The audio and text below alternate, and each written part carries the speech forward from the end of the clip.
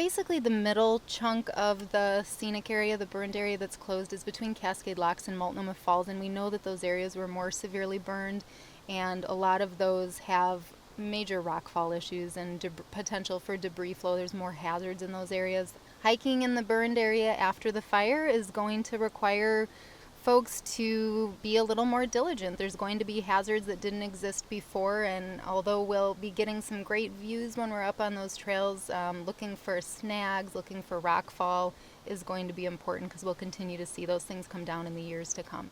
After wildfire, there's a lot of dead trees, obviously, and these trees have a wonderful purpose. The bark beetles come in, they use the tree as a resource. The animals that eat the beetles come in. Woodpeckers come in, they make holes in the tree, and then a lot of other insectivorous birds come in and they will nest in the hollows created by the woodpeckers. This snag that we're looking at here, you can see has a little hollow in it where a bird made a nest. As the understory blossoms, there will be more insects.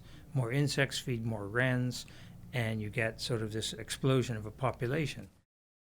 The big leaf maples, their strategy is to sprout from their live roots, and that's exactly what they're doing right now. So the tops are all dead and have burned, and new sprouts are just coming out from the base of the trunk that will create new branches. Plants have developed a lot of strategies how to deal with fire.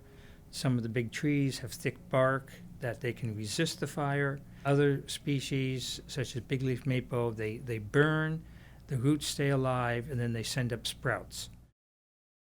We have had a lot of rockfall. The moss that used to hold those rocks in place and the vegetation is burned off. And so not only are we seeing rockfall and landslides, but there's a lot of trees that have come down on the trails. Down trees on steep slopes with loose rock underneath them can quickly turn into what we call torpedoes. And if that rockfall loosens, we'll see those big trees start sliding down the hills.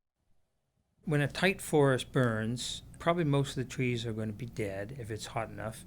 The smaller trees will then fall over. And as they fall, they open up the canopy even more. Sunlight will come in. The sunlight then helps plants on the ground, for example, ferns, various flowers and shrubs, to then be able to grow up and reach out for the sunlight.